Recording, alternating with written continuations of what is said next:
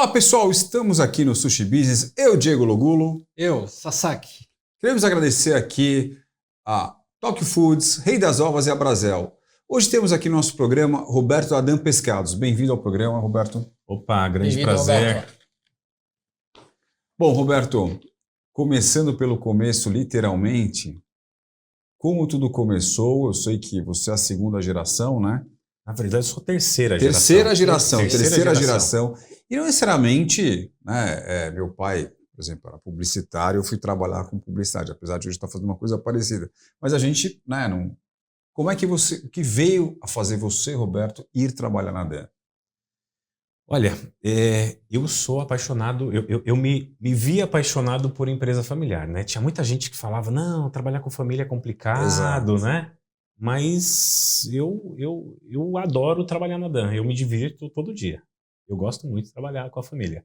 Tá. E desde pequeno você viu teu pai, você falava assim, puta, é isso que eu quero, ou que você, pô, eu imaginei ser médico, imaginei ser... Né, porque tem pessoas que vêm aqui e não... Tinham divergências, você não, se você não, eu quero trabalhar na DEN, é isso que eu quero. Acho que o seu Moacir deve te puxou e falou assim, vem aqui, filho. Olha, é uma questão que eu nem paro para pensar nisso, porque foi natural. Foi natural, não tive que pensar muito, procurar muito. A gente, desde pequeno, está vendo aquilo acontecer, participa daquilo, escuta. Quando o negócio é importante para a família, é o tema do almoço, é o tema do jantar, né? É o tema do final de semana, nunca para, né? Ou seja, o salmão está no sangue. Está no sangue. Opa, tá correndo aqui. Está correndo aí. E falar de salmão, né? Hoje, a DEN, né, e representa aí um mercado crescendo cada vez mais. Como é que você vê essa crescente hoje, né? Principalmente agora em 2026, Roberto? Olha, é interessante. Antes de vir para cá, eu vi uma reportagem falando sobre a preferência dos jovens, das crianças, né? Em relação a sushi. Elas preferem hoje sushi de que hambúrguer. Então aquela geração hambúrguer, ela tá com a gente aqui, né? Da gente, mas assim, os pequenininhos, eles estão preferindo sushi. E é verdade, a gente teve hoje no programa Gastronomia um influencer aí que mede, né, o mercado como um todo. Ele veio com o mesmo fato, né, Sasaki, aquilo que pareça, né? O sushi realmente está na pré-adolescência e na adolescência aí dominando, né? Isso. Ele começou, até inclusive, ele começou com hambúrguer e agora mais de 30% dos clientes dele são restaurantes orientais. Perfeito. Eu não tenho os números, salmão, né? Eu não tenho os números, mas já ouvi falar que existe mais restaurante japonês em São Paulo do que pizzaria. Eu não tenho como constatar isso, né? Eu acho que ainda, pelo que eu vi os números, a pizzaria ainda está acima, porque eu acabei de ver esses números, mas o sushi está chegando lá. Está chegando lá, vai chegar. Mas pizzaria vende pizza de atum e de salmão também, camarão também. É isso aí, e o sushi está na churrascaria, está no rodízio, no PF e tal. Mas o sushi já passou a hamburgueria, então validando aqui o que você ouviu de fato, é um dado aí que o mercado de food service tem aí para poder oferecer para tudo. E hambúrguer de peixe também. Hambúrguer de peixe, olha lá. A gente já faz hambúrguer de salmão. Olha lá. Enfim. Roberto, então conta um pouquinho pra gente quanto tempo de DEN, o que a DEN hoje representa para o mercado da gastronomia japonesa é muito valioso. Eu queria entender de você, né, o que é a DEN. Então, vamos lá, a DEN teve períodos, né? Então, assim, a DEN é uma empresa que foi se reinventando sempre, né? Eu acho que se reinventar faz parte da nossa existência, da nossa necessidade, né? Então, no começo, a DEN trabalhava com peixes defumados super tradicionais, fazia cavalinha defumada, sardinha defumada, né? Aquela empresa que tem a mão do russo, a mão do alemão, né? Aquele produto bem europeu, tradicional, forte. Aí tem um momento que entra a alta gastronomia, chega no Brasil através de hotelaria Hilton, né? Maxud Plaza. E aí a gente tem que começar a mudar um pouquinho o produto para alta gastronomia. E aí a gente virou a empresa, a gente teve que aprender a fazer a culinária oriental na pandemia. Porque até então... A pandemia? Na pandemia. A DEN era uma empresa que trabalhava com aglomeração de pessoas. Quer dizer, meu negócio era aviação. A aviação consumia muito na época salmão defumado. Incrível o volume. Né? E não tem mais avião voando, né? Na pandemia. Outro ponto, hotelaria, eventos, casamentos, grandes festas, acabou tudo. E aí a gente viu, poxa, nós somos um grande comprador de salmão, mas o salmão que a gente compra não é para vender, é o salmão para usar. Aí veio aquele negócio, bom, precisa fazer alguma coisa. Então vamos vender a nossa matéria-prima. Foi aí que a gente entrou no mercado, que estava crescendo bastante com algumas empresas de delivery na culinária oriental. E a diferença da culinária oriental para muitas outras é que ela se comporta muito bem no delivery. Né? Você vai fazer uma carne, às vezes ela vai ficar meio esquisita, né? Uma salada pode chegar murcha, né? Não fica legal, batata, né? Assim, o sushi foi legal, né? Ele segura bem, né? Com certeza. E aí, Roberto, a gente conhece a Dan, né? Eu falo, eu, por exemplo, conheço a Dan por conta da culinária oriental. E uma coisa que eu percebi, a Dan, ela gosta de trazer novidades para o mercado. Né? Como, por exemplo, eu tive a oportunidade de provar o produto salmão já filetado, né, a vácuo. Conta um pouco dessas novidades da Dan, desse trabalho que a Dan faz pro food. Então, essa é uma característica da empresa que é bem interessante, né? Se tem uma coisa que aborrece a gente faz, mas é chato fazer, é vender matéria-prima. Então eu compro e vendo. A gente não transforma um salmão inteiro. Então, a gente olha para as outras proteínas, né? Ninguém comprou um boi, um quarto de boi no restaurante. O restaurante não compra mais um frango inteiro para desossar no restaurante, né? E por que o salmão? O pessoal está comprando salmão inteiro, né? A gente decidiu começar a fazer o trabalho que é necessário, que é o trabalho do futuro, né? A gente já está tendo um resultado interessante, que é desmontar o salmão. A gente trata o salmão como uma proteína que tem que ser trabalhada, né? Não é vender ele inteiro, vendo também se for preciso. Mas o filete e o corte certo. É o filé, e não só o filé, já existe evolução do filé. Filetado, o corte que eu digo. O corte certo para oferecer para o food service. Exatamente. Muito legal. Exatamente. Tem gente que quer a barriga, tem gente que quer a ponta do rabo. Tem restaurante que não sabe o que fazer com a ponta do rabo do salmão. Né? Outro quer a pele, outro quer o salmão sem a pele. Então, a gente tem uma área na empresa que chama engenharia de solução, que é entender o que o cliente precisa, e aí a gente escuta o cliente e traz para dentro e entrega o resultado.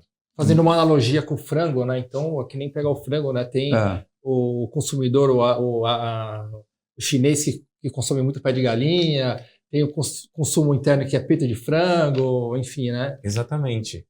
Existe uma questão no mercado, Sasaki, que é a seguinte, geralmente o restaurante, ele monta a ficha técnica e ele fala assim, eu aproveito todo o salmão, eu uso tudo, por isso que eu sou muito eficiente. Só que depois de 3 meses, 6 meses, 1 ano, ele abre a câmara fria dele, ele descobre 300, 400, 500 quilos de aparas de salmão que ele não usou. Uau! Isso daí é custo, porque vai ser jogado fora, ele não vai usar nunca isso. Então, quando o restaurante monta aquela ficha técnica, que ela é teórica, né?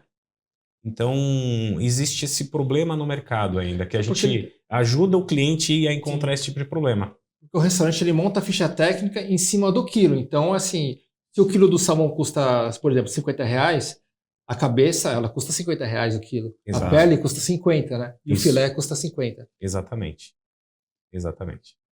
Muito legal. Bom, o Dan, vocês já viram aí, inovação total, né, Roberto? E aí, falando nisso também, tem a certificação, né, que até você me contou um pouco na Seafood, que é um certificado, né, que é o Woman Certified, né? Humane Certified. Humane Certified e o ASC. Explica para a turma que é uma certificação, praticamente, acho que vocês só têm aqui né, isso hoje, né? Conta para a turma um pouco sobre a certificação. Então, a Dan é a única empresa no Brasil que tem essas certificações, né? E as duas são muito importantes. Então, a ASC é uma certificação de sustentabilidade. Quando a gente consegue certificar a empresa que o nosso produto é sustentável, isso significa que em nenhuma etapa do processo ele está agredindo o meio ambiente. Agora, o mais importante disso é a certificação, porque senão vira tudo conversa, né? As pessoas podem falar, é muito barato falar, mas o difícil é provar. E a certificação ela traz essa prova para o mercado, isso é muito importante. E tem a Humane Certified, que é de bem-estar animal.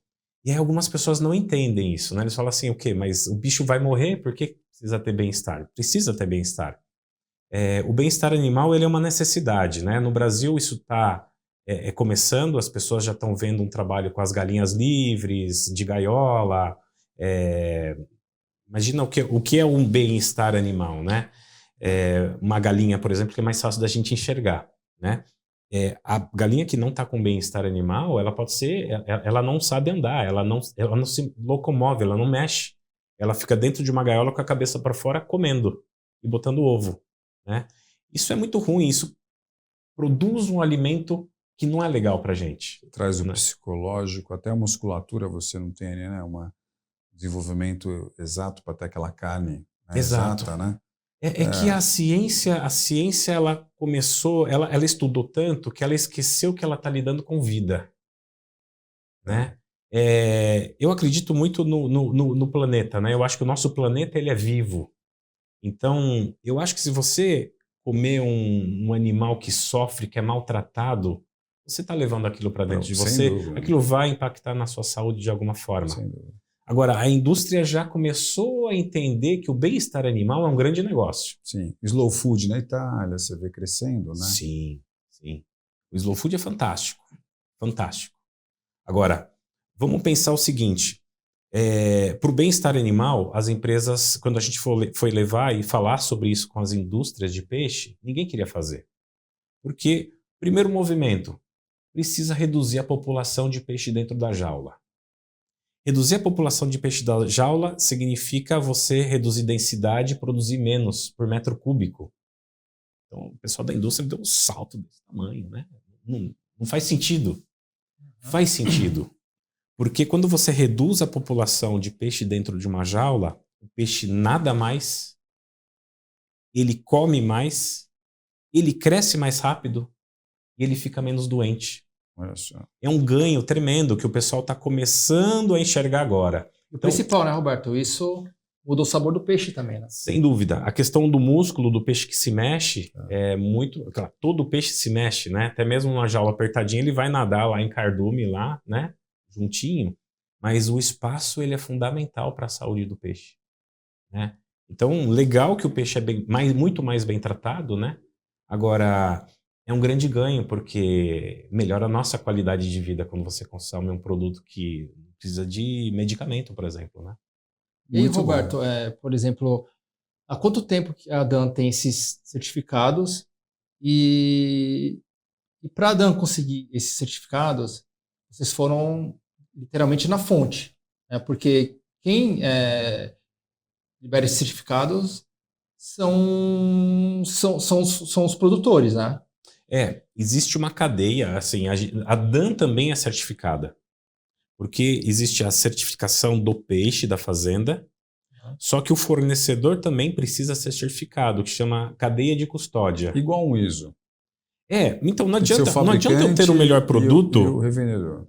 E como que eu vou provar para você, Sasaki Restaurante, que eu tô te entregando esse produto que eu tô prometendo? A cadeia como um todo tem que estar ali. Isso se chama controle da cadeia de custódia. Então, a Dan também ela é certificada com bem-estar animal e certificada com a ASC, de sustentabilidade. E aí a auditoria vai até a nossa empresa.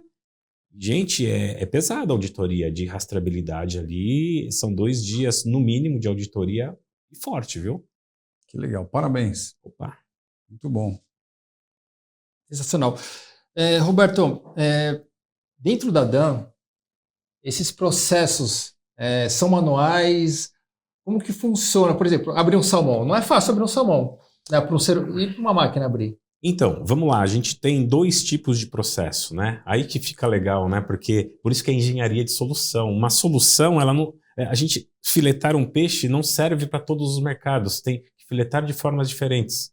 Então, quando a gente fala do peixe defumado e tudo mais, por exemplo, tirar espinho, a gente consegue tirar espinho em máquina. O peixe para culinária japonesa tem que ser tirado na pinça. Sem pressa. Porque senão você vai rasgar a carne na hora, e aí o sushi man vai trabalhar um sashimi e vai dar errado, não vai funcionar. Então, os processos são diferentes. Conta pra gente um pouco desses processos. No caso da culinária japonesa, é tudo feito à mão.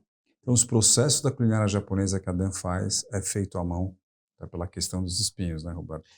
A filetagem também. A filetagem é manual, que é outra questão aqui importante. Então, fileta na mão, tira os espinhos também manual e depois vem os cortes. Agora, é interessante, né? Como eu comentei com vocês, a nossa empresa ela tem origem russa e alemã. Então, a gente não tinha a cultura da culinária japonesa. E o que a gente fez? É começar a convidar os nossos clientes japoneses a nos visitar e passa um dia lá, vamos filetar um peixe para a gente ver como você faz. Então, o cliente hoje, ele faz parte do desenvolvimento do seu produto. Então, participativo. O que a gente aprendeu é que não existe o padrão da Dan, existe o padrão do cliente. Né? Cada cliente tem a sua especificidade e a gente precisa respeitar isso. Quem está gostando disso são os sushimens, né, Roberto? Porque o sushimen fala, né, tô aqui abrindo peixe. Abrir 3 caixas, dependendo do volume do restaurante, né? É muito peixe, Roberto. É um trabalho braçal ali, é teoricamente pesado, né? Você tem que pegar um peixe ali de 5, 6 quilos, né? Por um. E aí, quando você fala de trazer o cliente, né? São os donos do restaurante. Isso. Né? Isso para ele enxergar, né? De repente, o que é lixo, o que não é. E até para entender o trabalho um pouco do sushi man, do funcionário dele, né? Exato. A gente tem, eu diria, eu vou resumir em 2 tipos de cliente.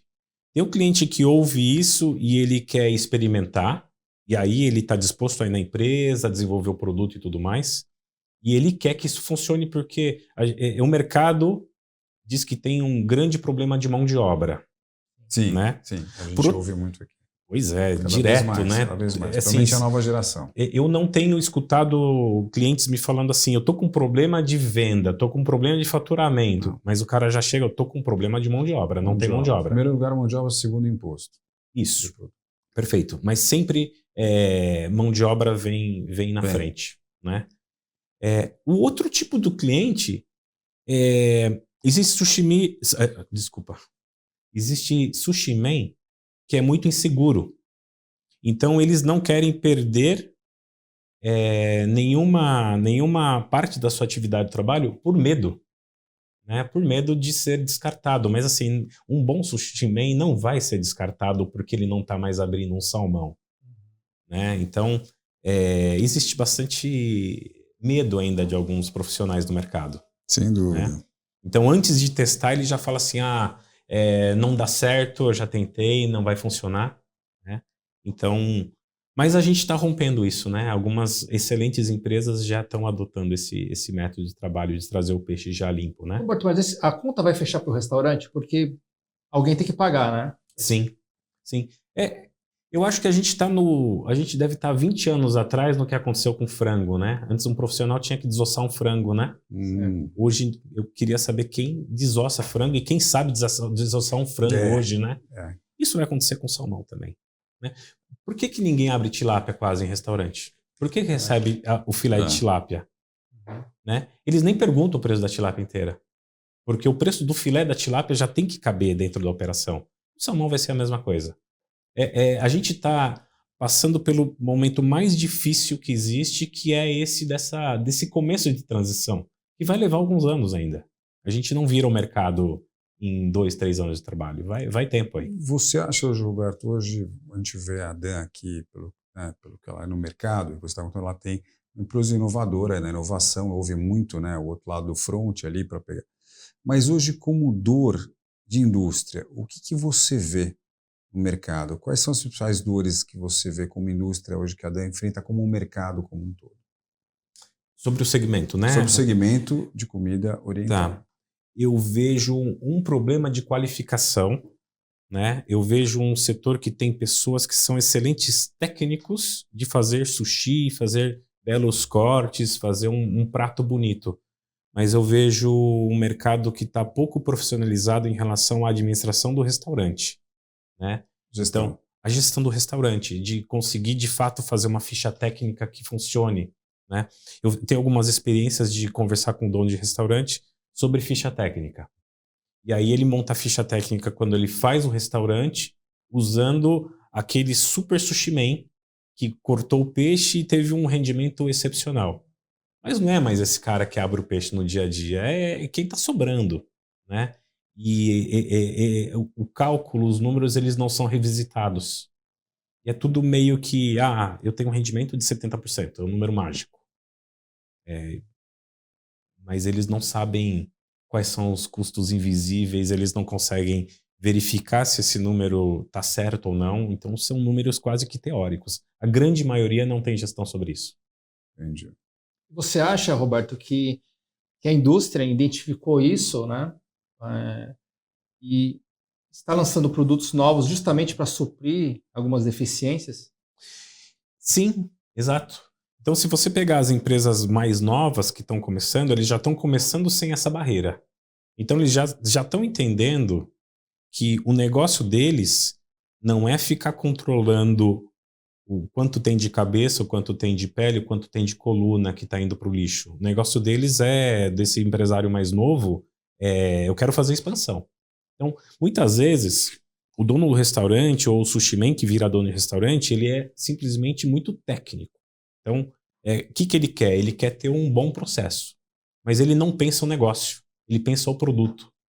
Então, falta o pessoal começar a ter um pouco mais de informação para tentar enxergar o que eles querem enxergar, o que eles querem de fato fazer. Né? Tá vendo a árvore e não tá vendo a floresta. Né? Exatamente. Na verdade, ele tá vendo a fruta ali no chão, ele não vê a árvore e não vê a floresta ainda por cima. Pior ainda. Ele olha o sushi, ele sabe ver sushi. E aí, Roberto, só para não perder aqui a linha de pensamento, a indústria, como a Dan, enxergando essa brecha, quais são os próximos lançamentos? Eu acho que o lançamento, Sasaki, quem vai trazer o lançamento para a Dan é o cliente. É o cliente que vai definir. É o cliente. É o cliente. Então a gente tem empresas fantásticas de poke que pensam, vou montar um negócio de poke e eu preciso expandir. Então assim, a gente está entregando cubos. Legal, cubos já. Cubos do jeito... Fresquinho, sem o processo de congelamento. Sem congelamento, resfriado, entrega todo dia no restaurante. Horário marcado de entrega. Então assim, é de fato uma engenharia de solução. É o cliente. A Dan tem algum slogan, não?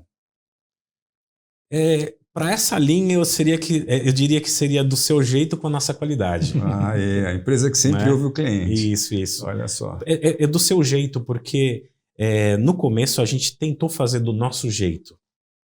Só que aí vinha a resistência, né? Não, mas o meu não é assim, o meu é assado.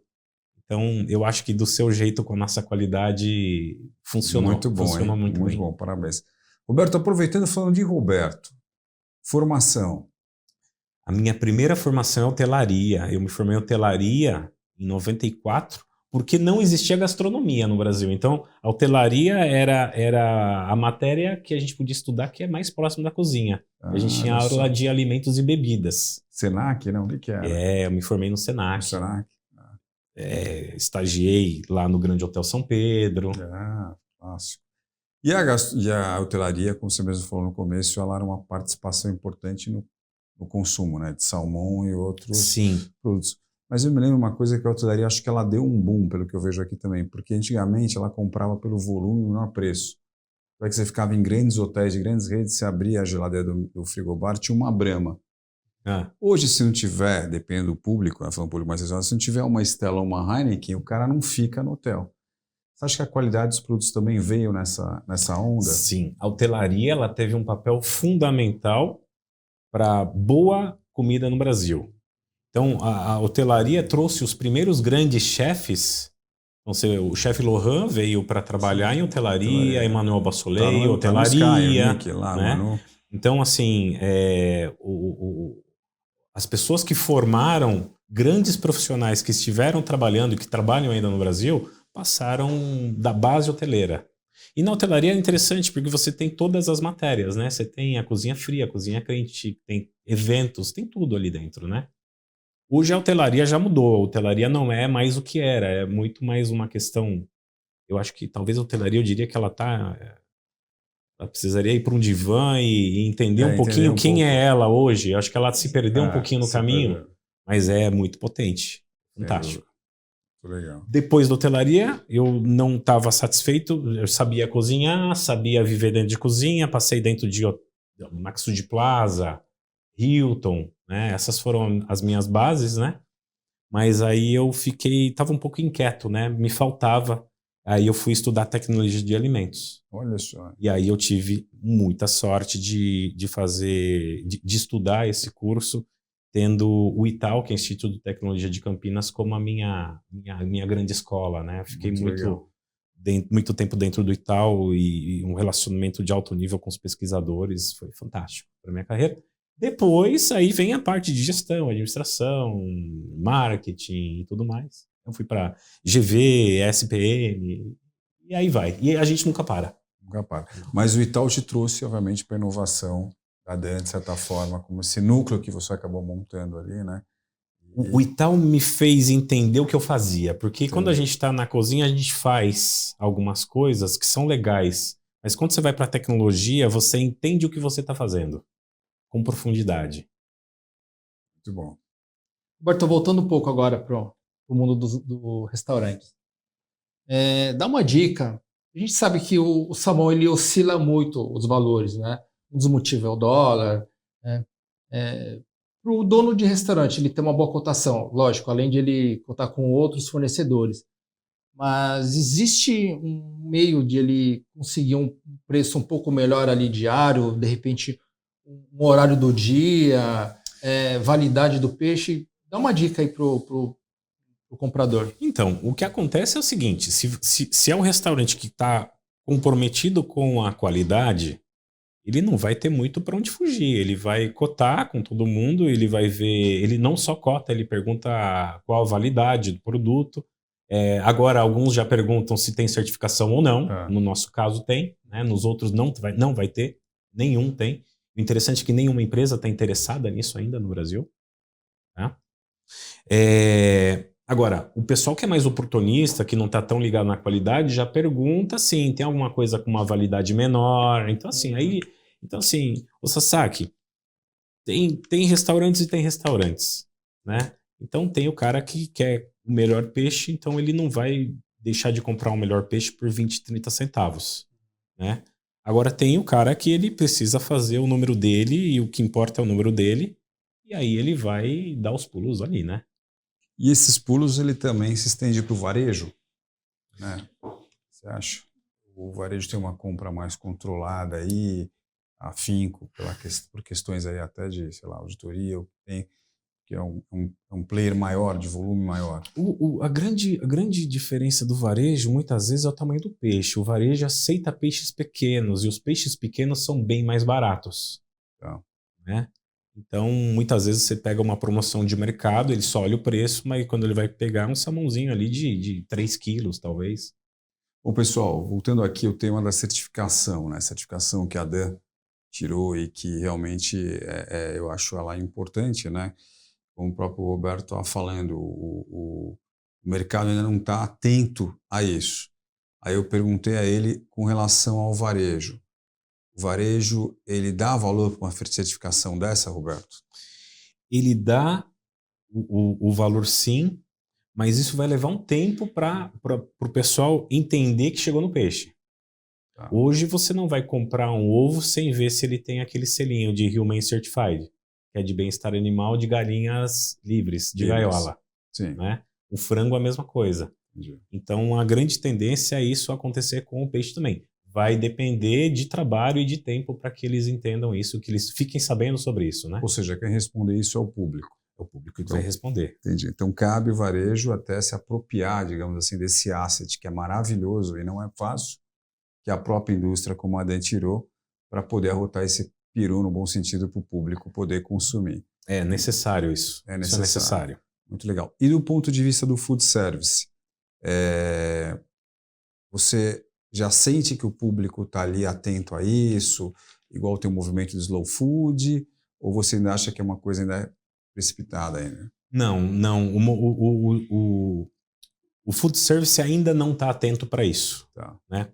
Se você pegar isoladamente algumas empresas grandes de eventos, onde ele talvez vai fazer evento para uma empresa multinacional ou que tem capital aberto na bolsa, essas empresas elas pedem algum respaldo de sustentabilidade. Pelo odds, pelo ISO 14001 e outras coisas a mais. Exatamente. Porque às vezes, se ela não tem isso num evento, gente, ela pode perder um grande cliente, um grande contrato. Então, os nossos clientes de grandes eventos, não é uma empresa de eventos, mas de grandes eventos, eles pedem documentação para a gente. Muito interessante. Né? Geralmente essas mudanças elas vêm de empresas muito grandes, né? Que vão começando a mostrar tendência. Então a tendência vem de cima, eu diria. Ela não vai começar do pequeno restaurante. É top-down. É top-down. Exatamente. E assim, eu só sei que a gente fica muito legal de estar aqui, né? Dando essa notícia, né? Porque não é um assunto novo. Apesar de ter conhecido o Roberto na Seafood e ver a empolgação que ele teve lá com a questão do certificado, e você querendo até explicar para as pessoas, né, a importância disso. E é o que você falou, e a ficha vai caindo com o tempo, né? De lá para cá a gente já está mais atento aqui nessas. Com certeza. E, Roberto, hoje essa certificação ela é restrita para o salmão ou ela segue nos outros produtos da DAN? Explica um pouco também, até para as pessoas entenderem, né? Você sabe que fantástica essa sua pergunta. Eu acho que é a pergunta importante, essa dela, fundamental. O que acontece? A DAN, ela decidiu seguir um caminho. Só que a gente não consegue mudar uma empresa que tem 50 anos em algumas semanas. Então nós decidimos que a partir de agora a DAN vai se dedicar a produtos com certificação de sustentabilidade, bem-estar animal. Só que o que acontece? Quais são os peixes disponíveis que têm essa tecnologia, que tem esse tipo de respaldo? Salmão. Né? Peixe de pesca tem a MSC, só que a gente não importa produtos que têm certificação MSC. Uhum. Né? A DAN está muito limitada em relação à matéria-prima.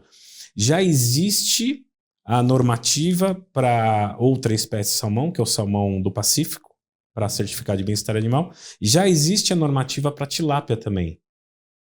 Sabe quantos produtores de tilápia se interessaram por isso? Nenhum. Né? Volume. É volume. O mercado vai pedindo. Eles estão vendendo. E aí não tem essa pressão. Essa pressão vem da gente, que nesse momento a gente fica com uma cara de chato, né? Lá vem esse cara falar que eu não posso deixar o peixe fora d'água por mais de 15 segundos antes de abater ele, né?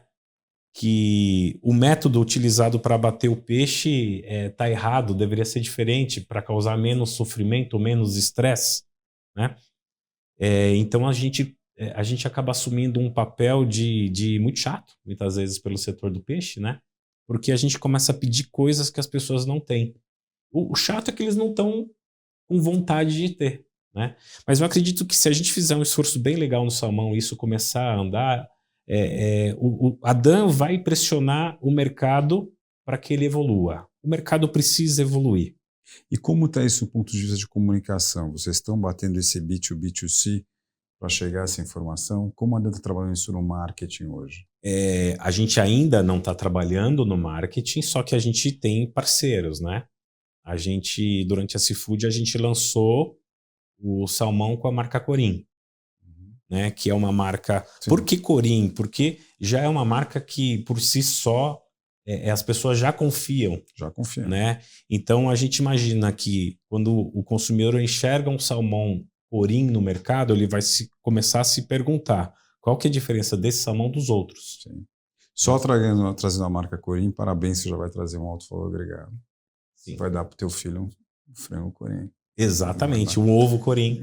E agora um salmão Corim também. Verdade. Que jogada fantástica, parabéns. Em breve vem o salmão da DAN. Olha só. Só que a gente prefere ter o salmão Corim em vários pontos de venda já para as pessoas começarem a entender direitinho, questionar, perguntar. Muito legal. Né? Pro nosso lado, meio de Sasaki aqui, conte com o Sushi Business para a gente poder perpetuar essa informação para o Food Service. É uma informação até precisa, né? A gente precisa comunicar isso, né?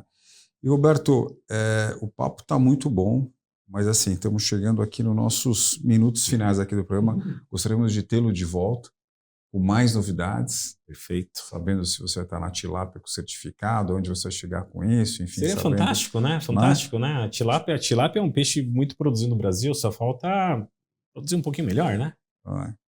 E a gente tem uma pergunta aqui, que é uma pergunta do programa, que é o legado em vida, né? O legado do Roberto, o que você gostaria de deixar de mensagem, né, aqui para a turma? E você vai responder olhando para aquela câmera ali, ó.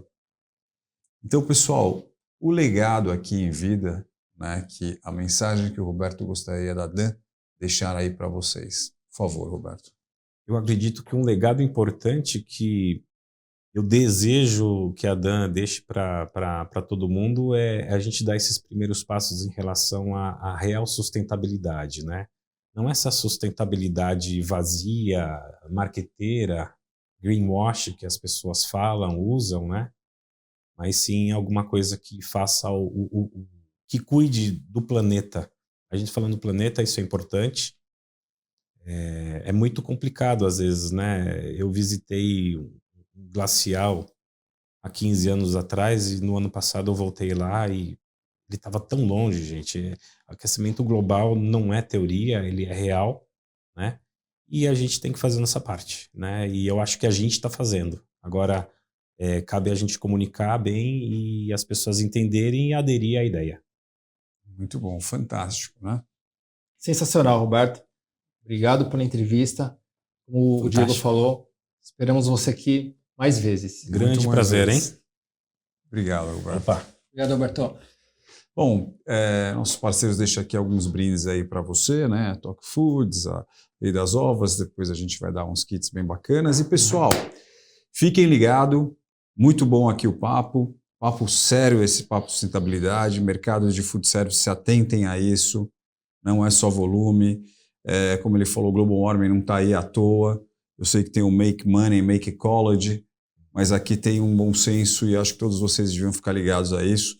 Não, já não é nem mais uma tendência, já é, tá bom? Fiquem ligados com a gente, Sushi Business vem mais aí com mais novidades para você. Obrigado. Pessoal, hoje o Sushi Business vem aí numa causa bem interessante junto à Abrazel. Para quem não sabe, a Abrazel é a Associação Brasileira de Bares e Restaurantes, a Abrazel SP daqui de São Paulo. O site está aqui embaixo, deem uma olhada. E a gente sugere para vocês todos aí do setor do food service de comida oriental, por favor, conheçam a Abrazel.